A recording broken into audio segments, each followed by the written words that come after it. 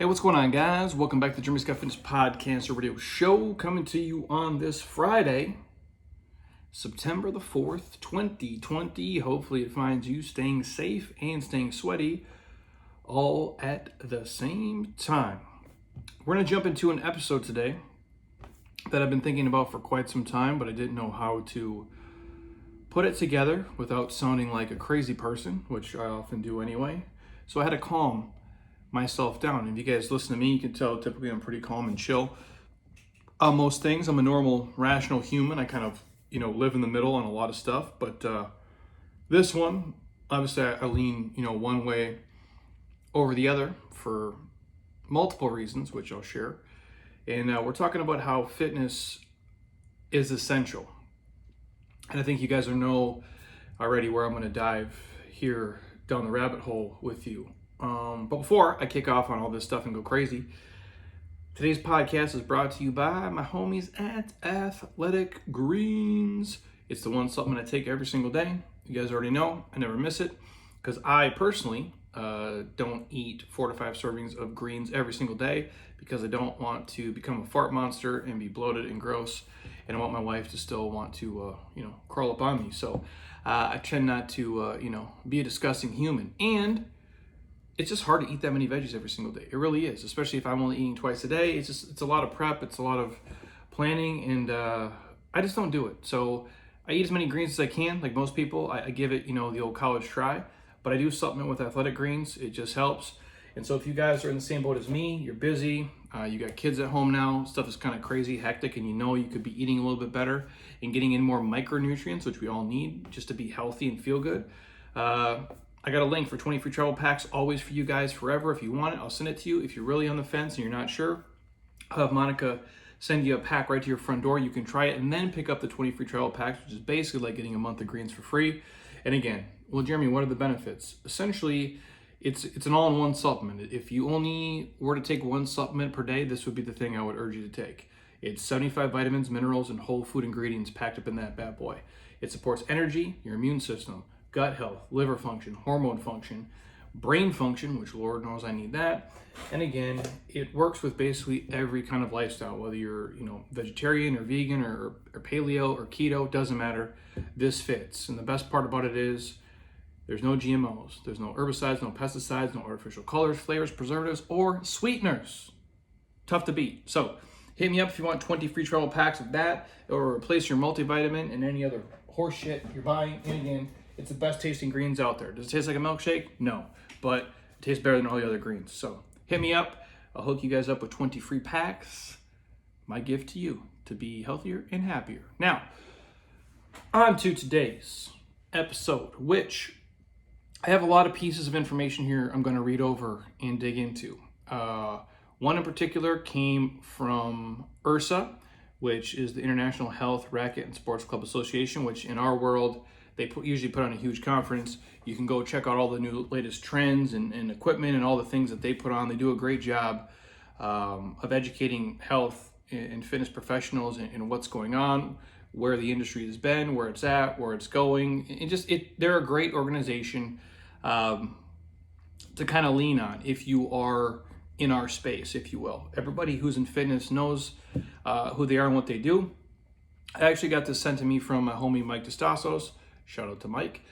He actually works at Exos, where if you guys are familiar, that's where they train a lot of the top athletes in the world. NFL Combine stuff. They kind of work with every sport, but they've been known for, if you're going to go in the NFL and you want to raise your draft stock, you go to Exos. And so that is where Mike's at. Before that, he was at the UFC, so he's just an all-around badass. And he's a super fit dude.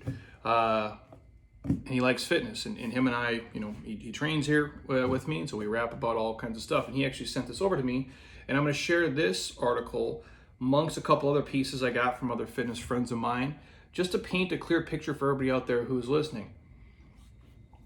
Now, if you listen to me and you follow my stuff, obviously you're probably a gym and fitness person. Some of you might follow me for the motivational things or just my take on life, or who knows how you got into my queue, but I'm assuming it's because you saw me shirtless working out sweaty and I didn't seem like a complete asshole after that, and you kept listening and watching. So I'm going to say some things here that some of you may not agree with, of how things have been ran, obviously in America with the pandemic and what's essential, what's not essential, what's been going on. And it's okay. You don't have to agree with me on certain things. Obviously, I have my viewpoint based on, real science and real feelings of what I've seen here. Some of it is very measurable and some of it is not measurable. And I'm going to share that as we go. In the article that he shot over to me, stated that a national study confirmed it's safe to work out at the gym. I don't think that's surprising to anybody who has ever walked into my facility here or into your hometown box or facility where the people have given up their life to be there and they really give a shit about you and your health and your happiness and they're not just chasing dollars. It baffles me, like when I would, again, I don't watch any news anymore and I don't live in the comments, but obviously I have to follow certain things here because of how things have opened up, and obviously gyms in Arizona are open now. And when they're going through that process, and there are some gyms here in the valley fighting back. I don't know all the names offhand. Obviously Tom Haddon at Mountainside, he was fighting back quite a bit because the guy has 18 facilities here in the valley. The guy owns 18 fucking gyms. Obviously he wants to be open. And people are like, oh, you don't care about lives, you're only money hungry. One, that's complete horseshit. I don't know anybody who got into fitness to make money. I don't know anybody who is like, has any brain cells who would get into fitness to be like, I'm gonna be filthy fucking rich. Can it happen? Yeah. But would this be the profession and the route you go if you want to be one of the richest people in the world? Excuse my French here. Fuck no, it wouldn't be. When I started this, everybody thought I was a dipshit. I had a Facebook business page, like before that was really even a thing, and people are like, Jeremy, you're an idiot. I told my old man, hey, I'm gonna quit my only, corporate job I ever had with a paycheck and benefits to do fitness for a living. And bless his heart, and my mom too, they never told me I couldn't do something. Even though I'm sure my dad had been like, this kid is a dipshit. And he knew I would work hard and all those things, but I'm sure, you hear that, like 15 years ago, before all the, fitness was what it is today. And I'm sure my dad had to be like, my kid is just a fucking moron. And, but I quit my corporate job where I was making obviously more money than my fitness, where I was making nothing, because I wanted to do something I didn't hate every day. I wanted to do something that I didn't hate on a Wednesday. I wanted to enjoy my actual life. And if I could make enough money to pay my bills, have some in savings, and just like have a house and have a car, that was my only goal. Again, obviously I wasn't super ambitious when I started out, but again, that's still kind of my goal. I want to enjoy what I do, and I want to enjoy the people I work with. So when I hear people say, well, oh, you only want to be open because you only care about money, you don't care about lives, you're confused. If I really gave a shit about money, I would get into finance. I would get into real estate. I would get into a mix of both. I'm already involved in that in other aspects of my life, but I would punt the fitness stuff because if I only wanted to make money, I would do this fitness business, first of all, completely different than I'm doing if I was only driven by money. And if I was really only driven by money, I would get the hell out of fitness completely. I could take this same skill set and the same work ethic I have and work 100 hours a week and make 10 times that in the fitness realm, or excuse me, in the finance realm or the real estate realm if I wanted to. So I just need to squash that before we even get going here. So the national study confirmed it's safe to work out in gyms, and the current data shows there's no evidence that COVID-19 spreads crazy in gyms compared to anywhere else. Can you get any virus and any disease anywhere? I'm assuming you can. But for some reason, these people chose to vilify health clubs, fitness clubs, gyms, small boutique studios, CrossFit boxes, and all the chains like we were the plague of the fucking world, when in all reality it couldn't be further from the truth. And I'm going to share that here today. That's why I have a hard time swallowing it. Now, full disclaimer, I'll say this: when we first had to go stay at home, I'm all for it, dude. When you made everybody think they were going to drop dead and you freaked everybody out, which again, I'm all err on the side of caution. I have no issue with that. You're all in these leadership roles, whether you're a president or you're the doctors in the team or you're the governor or the mayor, whatever it may be. I think those are shitty jobs. I feel bad for you. Half the people hate you no matter what you do. And it would be a tough position to be in. When you guys signed up to do those roles, you didn't think this would happen. But this is the job you did sign up for, and you have to make the best with the information you have. And at first, I guess they didn't know. And we thought everybody was scared. Everybody's gonna die. It's crazy. So my wife and I stayed home. for a super long time, didn't see anybody, didn't do anything, oh, we're gonna play our part. And then as more information came out, we figured out, well, everybody isn't gonna die, and there is ways we can open up and operate and do it safely. And yet for some reason, you still couldn't go to the gym in Arizona, but you could go to the strip club, you could go to the casino, you could go to Dave & Buster's, you could go to like the kids, trampoline houses and all this crazy shit. That's confusing to me. And so I went like, well, I'm really questioning where they're getting this data and what they're looking at. And of the more than 49.4 million health club visits, only 0.0023% tested positive for COVID-19. More than 500 times less than the current estimated US national average. I'll repeat that again. They tracked this. Almost 50 million health club visits and only 0.0023% tested positive for the virus. I don't know Lowe's numbers, Walmart's numbers, Home Depot's numbers, or anybody else, or the casinos or the strip clubs for that matter. But I can almost promise you they will be substantially higher if they even tracked them, which they did not because they don't control the environments like we do. After analyzing millions of member check-ins across 2,873 gyms, sports clubs, and boutique fitness studios over the course of 3 months, IHRSA and MXM, a technology and knowledge transfer company specializing in member tracking within the fitness industry, conclusively found that fitness facilities are safer and not contributing to the spread of COVID-19 like we have been led to believe. I'm going to read this here again, just so you can see it. The infection rate is probably one of the lowest that we've seen here. And that would be what my argument is for fitness as being essential in keeping America healthy. Because right off the top, 1 in 5 Americans experience mental health illness, especially when they're in isolation, especially when they're taken out of their routine, especially when they can't be part of a community. And I'm going to dig into the community aspect of it in a little bit.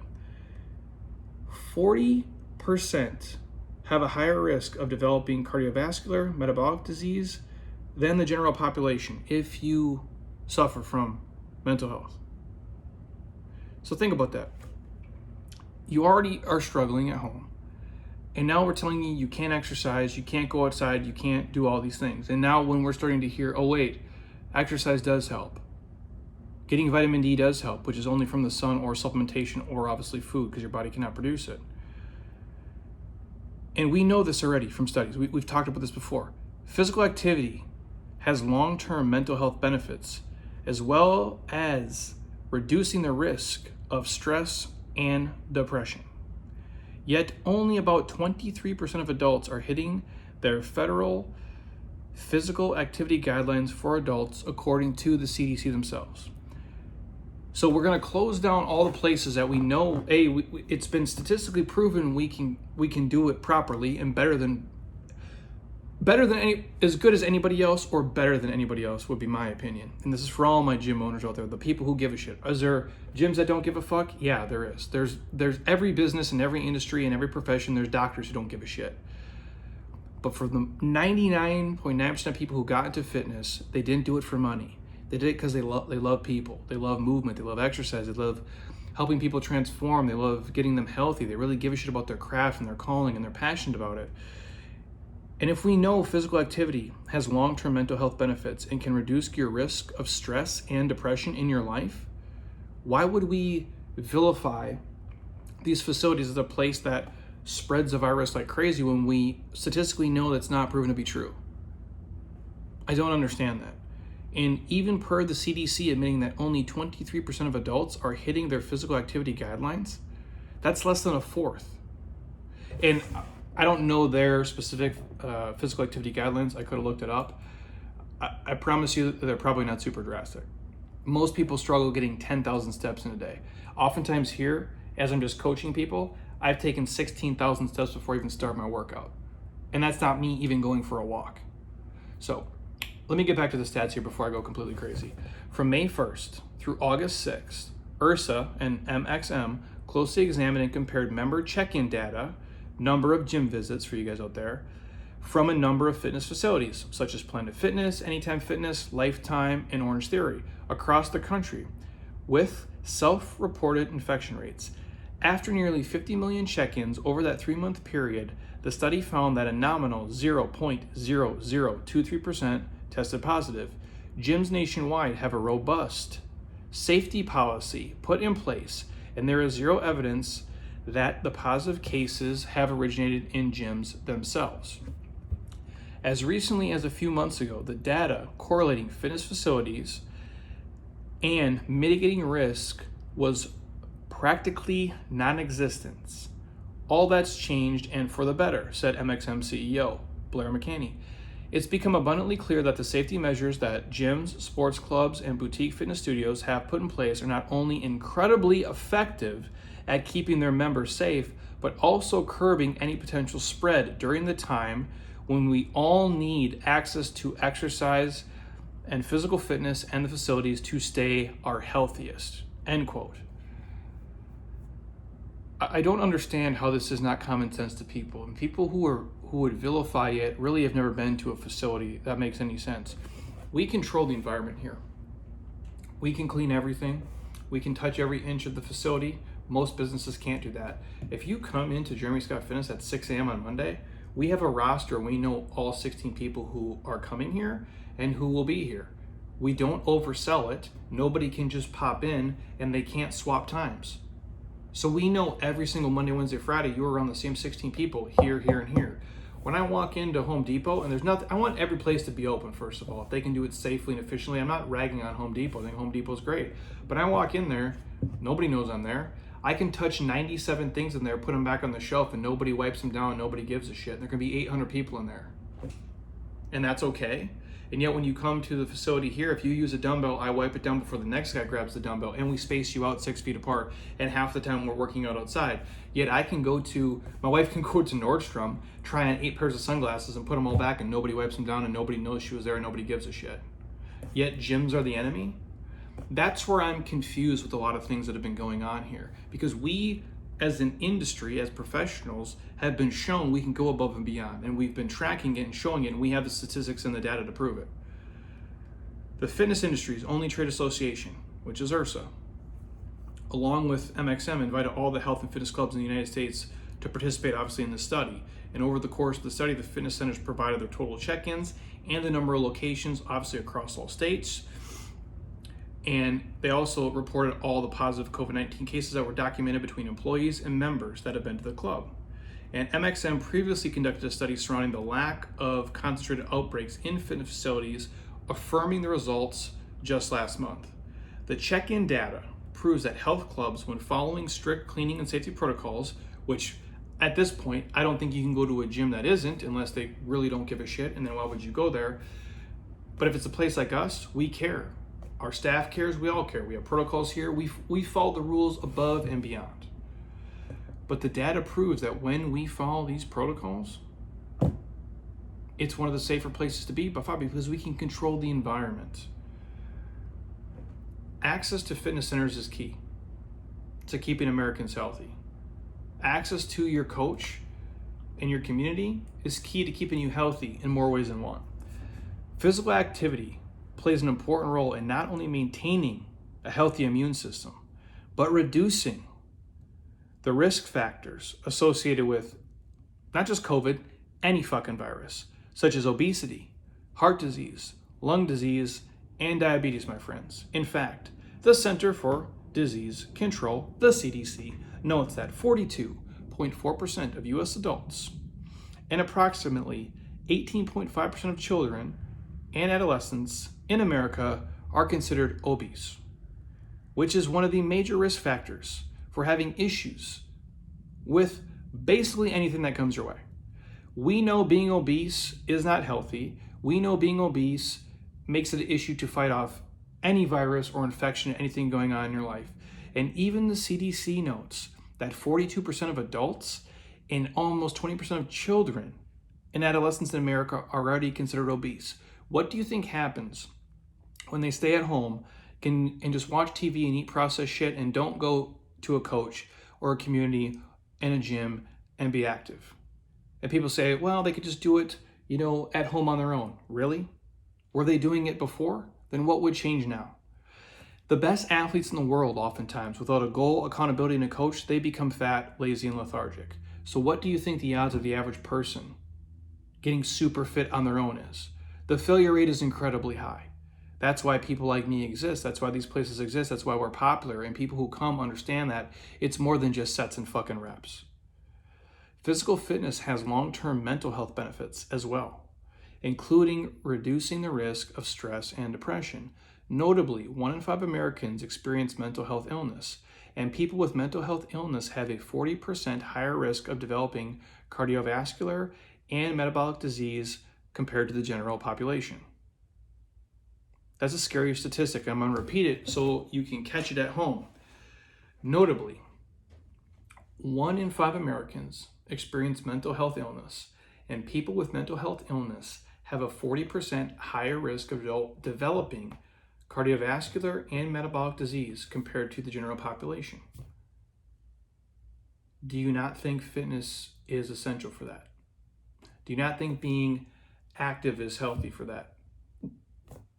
Fitness centers are needed now more than ever to help us stay active and maintain a healthy immune system. Quote unquote from Robert Salas, who's an MD with Kaiser Permanente.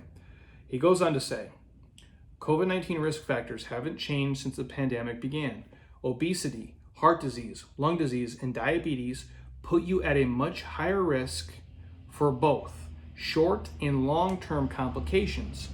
It is imperative that we all make real change now to stay healthy, given that exercise is an essential part of life, end quote. This is a medical doctor quoting this. This isn't me just rambling and spitballing here and making this shit up. These are statistics. And people say all the time, follow the science, we should do this. I'm going to share with you here a quick note from UNC Chapel Hill. A new study just published. Researchers examined the available published literature on individuals infected with the virus and found that those with obesity were at a greatly increased risk of hospitalization, 113% more, as a matter of fact. More likely to be admitted to intensive care units, 74% more. And had a higher risk of death from the virus, 48% more. What do you take from that? Exercise is medicine, my friends. Exercise and eating right and being active is medicine. And I don't want to be on a soapbox here and rant, but I need to say this. I love data. I love science. I love things that make sense. I love it when it paints a full picture and not just panders to a narrative that people want to put, we should just do this and this is the way it's going to be. And if we don't do this, here's the numbers. And I'm all for sharing the numbers. Here's how many people have been affected. Here's how many people have died. And I feel terrible for everybody who passes away from anything all the time. It's tragic. I understand that. But when we share certain things and we say, okay, well, if we all stay home and don't do anything, we'll keep the overall, numbers down of people who may have died from this, with or without comorbidities. But I'll put it this way, I have a hard time listening to just those numbers and looking at only those numbers as it's just black and white, because it's not black and white. There's a huge gray area that these guys are not touching on. And as soon as the scientists start to factor in the real human cost in lives, I'll listen. When the scientists start to factor in things like the financial ruin that like a lockdown or a semi-permanent lockdown has caused, and you have to compare and contrast the actual risk of dying, I'm going to listen. But a lot of times when they're sharing numbers and people are getting on a soapbox and taking this hard stance, they're acting like there's no consequence of destroying people's businesses and their futures.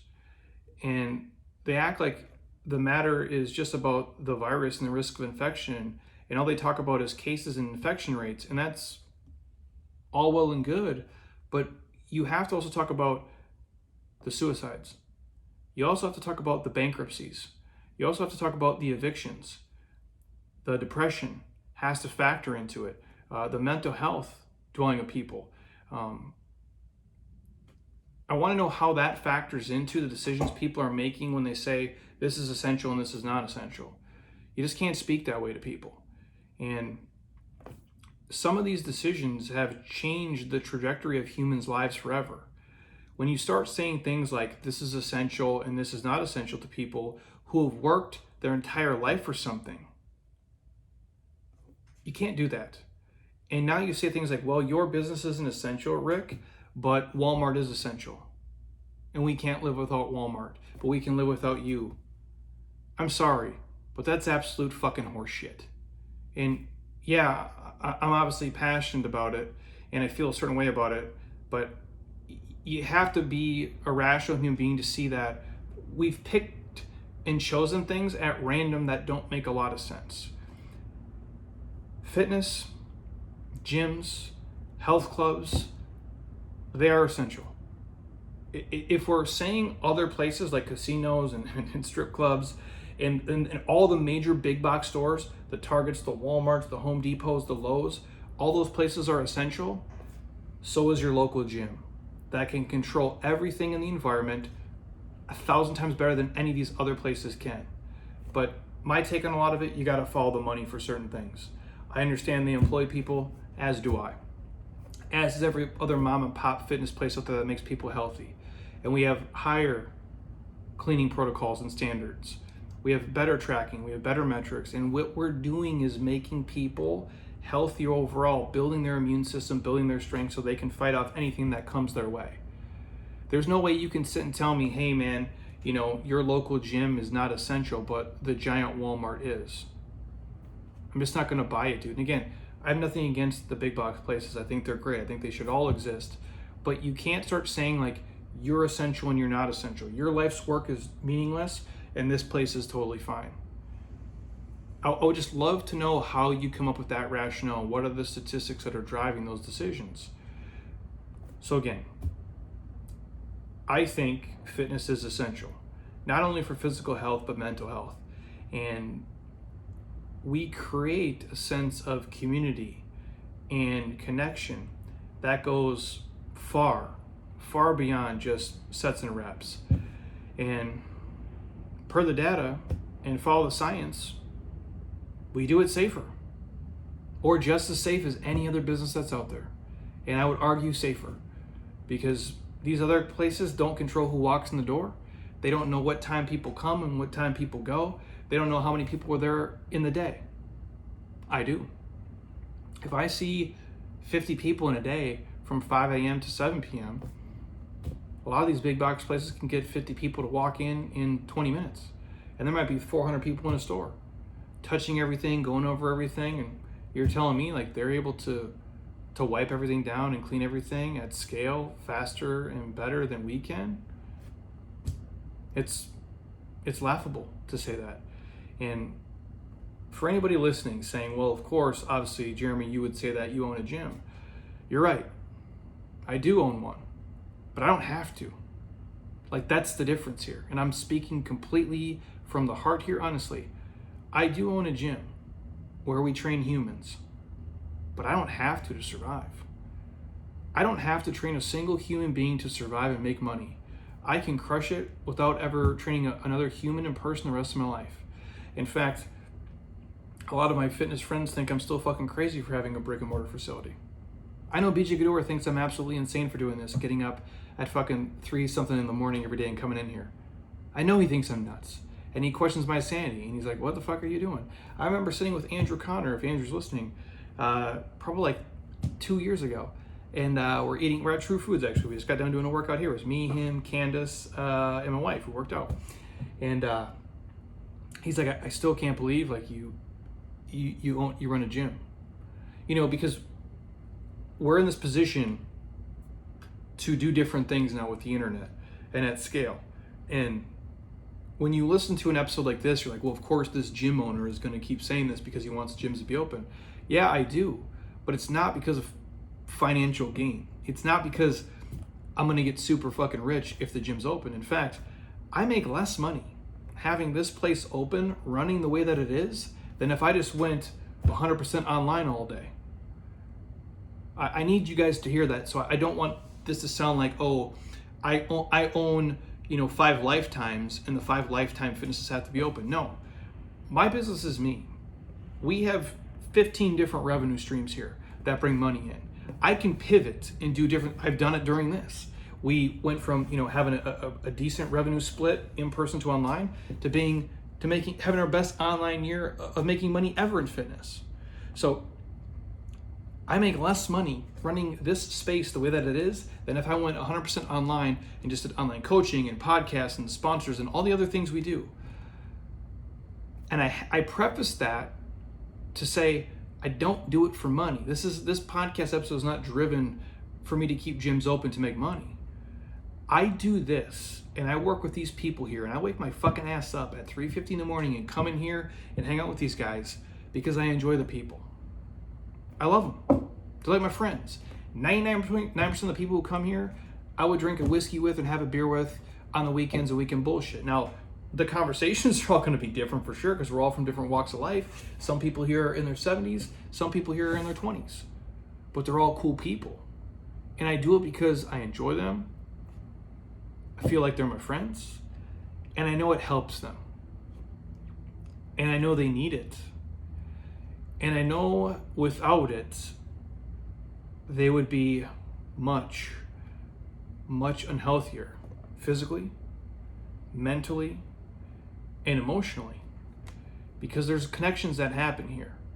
And there's things that go on in like a real tight-knit, small mom and pop fitness community that a lot of people who aren't in one don't really understand. And we educate people on how to eat, how to sleep, how to train, how to rest, what supplements to take. We hold them accountable. We give them a place to show up and come put in work, even when they don't feel like it and they're dragging ass and they hate it. And even if they're just going through the motions, they worked 10 times harder with us than they would have in their living room, or if they just would have punted the whole workout itself anyways. We're giving people an outlet. We're giving them an opportunity to build their immune systems and become healthier and to become stronger, become more mobile, become more fit, and live a better life. We don't do the work for them. We just facilitate that and we allow it. And that matters. And that's essential. And that's why I make this episode for not for me. I'm going to be fine no matter what happens in the world. Again, I feel terrible for all the gyms that have had to close down because of this, because I think they were wrongfully put into a box way longer than they needed to be. And I think it's sad, and I think it's almost fucking criminal, to be honest with you. And for all the people out there who ran a good gym, and that's all they were just a great coach, and now they don't have a place to train their people anymore, now that their gym is closed. I think that's sad, and I think it was unnecessary. I really do. It's hard enough to run a business in America, and it's fucking super hard to run a successful fitness business in America. It's a tough thing to sell. Hey, come in here and ride the assault bike and do split squats. You'll love it. And that's terrible. You hate doing that stuff. I go, and when you put all these other restrictions on them, and you vilify them, and you paint them as they're the place where people are going to get sick, and it spreads, and it's terrible, and it's so unsafe, and it's so unclean. It's horseshit, because most people only read headlines. They only see big images. They don't dive deeper. They don't look at full data. They don't look at full research. They don't reach out. And I think part of that is on government saying these things, and part of that's on the media and playing into it, and understanding that in fitness we're not the heavy hitters. We don't make the Home Depot money. We don't make the Lowe's money. We don't make the Walmart money. We don't make the casino money. Like, we're not producing like that. So it's easier to put us in a box and vilify us and say, oh, close them down, and it looks like we're really playing our part. I just don't know where the data is that supports that. And I just don't see how you're rationally thinking you could think that. I really don't. And if you're scared to go to a gym, if you're scared to go out anywhere, that's fine. Respect. I'm not judging you for it. But to say that it's overly dangerous and it's crazy and that we don't give a shit and we don't care and we don't go above and beyond the procedures, then you don't know health and fitness professionals. You really don't, man. And it's sad that you've gotten vilified for something that you shouldn't have been vilified for, when in fact you should have been put on a pedestal and say, you know what, you guys are essential. You are keeping people healthier. All the things that are dragging these guys down, all the things that are making them unhealthy and unfit, you guys are actually fighting the good fight, and you've been fighting it for some time. You're actually the first like legit generation of people who are fighting it. You don't know a lot of retired fitness professionals. You probably don't know fucking any. I don't even know how many there are at this point. We will be the first of the first who have done that. And there's a legacy in that. There's something about said being like a pioneer in that regard, where you're trying to make the next generation healthier. You're trying to extend the life, even if you can't extend it, improve the quality of life of the people who are currently living and working with you. And they should have said, hey, you guys aren't, you're not essential, just keep staying closed while everybody else can be open. They should have said, hey, you guys, we know 40+% of adults are obese and almost 20% of kids are obese. And we know that, physical fitness and what you guys are teaching and doing, there's long-term mental health benefits of that. And we know what you do reduces the risk of stress and depression.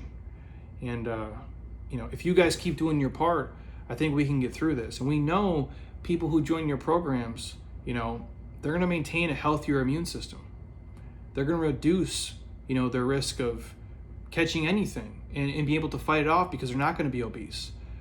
They're fighting, getting heart disease with you. They're fighting getting lung disease. They're fighting against diabetes, because you guys are talking about real food. You're talking about macros. You're talking about proper supplementation. You're talking about exercise. You're holding them accountable. You're waking your ass up every single morning and meeting them there so they have a place to go, so they can be healthy and they can communicate and they can socialize. But that hasn't been the message. And I think we shit away a huge opportunity to have that conversation with people. I didn't get to be on TV, in front of 100-some million people watching. That I'm not. I don't have the credentials, right? I'm not smart enough. But I wish we could have said, hey, here's what's going on. You guys can do all the things. You can wear a mask. You can distance. You can wash your hands. But you guys got to get outside. You guys got to exercise. You guys have to get good sleep. You have to stop stressing. You can't eat as much processed shit. You got to stop drinking as much booze. And you guys should probably take athletic greens. You should take a vitamin C. You should take a vitamin D. You should get some zinc in your life. You should drink water. You should really try to make your immune system the strongest place it can be, so you can fight off any shit that comes your way. I think that would have been the conversation that would have changed things for a lot of people. And we didn't do it. If I could have been in the position, I gladly would have been screaming it from the mountaintops like I do here on this podcast. And, thankfully I can reach, tens of thousands and hundreds of thousands of people. And I'm thankful for that. And so if you guys think anything I've said here is coherent and makes sense, please share the podcast with a friend, family member on your, Instagram stories, on your Instagram, on your Facebook, via email, text it to them, whatever you need to do. Because I think it makes a lot of sense when you approach it from a broad picture, not just looking at it from, hey, here's what the cases are and here's what the infection rates are, because that doesn't paint a full picture of what's really going on here. And I think if you really understand, if you can detach your mind from just the fear mongering and the horse shit, you have to know health and fitness and nutrition is essential. Not just during this season of life, but for life. Being healthy and being fit is essential to live your best life. So that's just kind of my quick rant on everything. Hopefully you guys enjoyed it. And again, I know, obviously, I own a building that, we do a lot of things in here. We're a t-shirt warehouse, we're a podcast studio, we're Jeremy's, cool man cave. But we also train humans here. And so, we also are a small boutique, fitness facility. And again, I know people are like, well, you're going to say that. Of course I'm going to say this because I do run this, but it's not about the money. I see the importance that it has, and that's why I do it every single day. I don't wake up and think, oh man, I'm gonna come train these people and I'm gonna get filthy fucking rich. Don't do it for that, because you don't get filthy rich doing that. You get internally rich, you get fulfillment, you get a sense of meaning, and that's why I do this. And I've said this before and I'll say it again. I would do this here the way that I choose to do it, helping the people I want to help in the way that I know works. I would do it and make $30,000 in a year before I would go work for a corporation and make $3 million in a year, because this matters to me. I feel important here. I feel like it's my calling and my craft, and I see the difference it makes in people. And yeah, I need money to survive like everybody else. But it's worth so much more to me to see that. Like, hey, when people are like, hey, Jeremy, thanks. Thanks, Jeremy, have a great day. Thanks, Jeremy, for showing up. Thanks, Jeremy, for doing this. We appreciate you. That shit matters, man. It really does, because I know they're not just snowing me. They're not just saying it to fucking say it. Like, it matters to them that we show up and we try to deliver the best experience and the best workouts, and we want them to generally be healthy, because we meet everybody here. We know their families, we meet their kids, we meet their spouses, we know where they work. And if we can provide that in a safe environment, which statistically it's proven we can, I don't see how you can make an argument that gyms and fitness facilities can't be one of the most essential things. Mic drop. So, anyways, thank you guys for listening. I had to say that. Hopefully I didn't come across too crazy, but it matters to me, man. It really does. You know, I found out during this, I can make money in a multitude of ways, in health and in fitness and even outside of it. And even with that, and I said it, you know, the other day with Heather on the podcast, I was sitting here, you know, during all this when we couldn't be open, and I'm like, okay, I have more money than I've ever had in my life. So I'm the richest that I've ever been.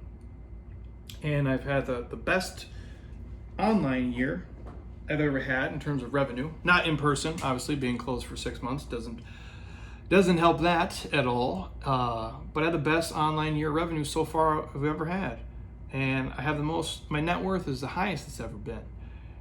And I've produced more content, and I've gotten more followers and likes and all the shit that, you know, people think success is.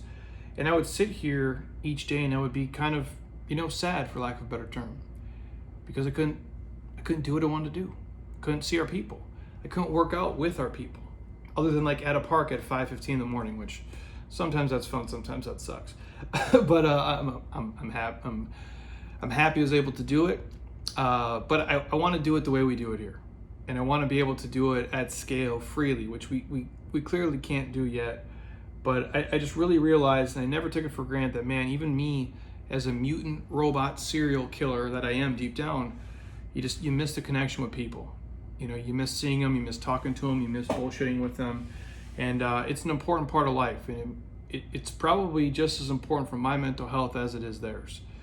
And so that's just another huge reason why I do think the fitness, the gyms, and the health clubs are essential, not just for physical health, but also the mental health, to create that sense of community and connection that we do all need as people. We're not meant to be on, you know, YouTube and Instagram and Facebook and Zoom calls all day, every day for 10 hours a day.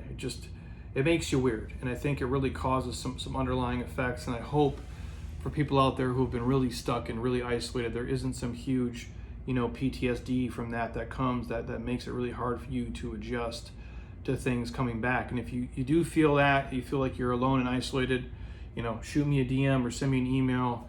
I'll get to it as soon as I can. I'm happy to reach out and connect with you if that helps anything at all. But I just know it matters, you know, what we do as a profession. And it just has to be looked at as an essential thing moving forward. It just really does, because I fear without that, you're going to have a lot of issues moving forward that have nothing to do with the pandemic itself, but you're talking about obesity and heart disease and diabetes, among other things. And that's only going to overwhelm the healthcare system and make anything in the future that comes our way a huge fucking mess to deal with. And so you have to let the people who know what they're doing in terms of nutrition and fitness and getting people active and holding them accountable. You have to let them do their job. And you have to let them do it because they've proven they can do it safely and efficiently and effective. And to all my fitness pros out there, I feel your pain. For all of you who've had to close down or are really struggling for money right now and suffering, I feel terrible for you.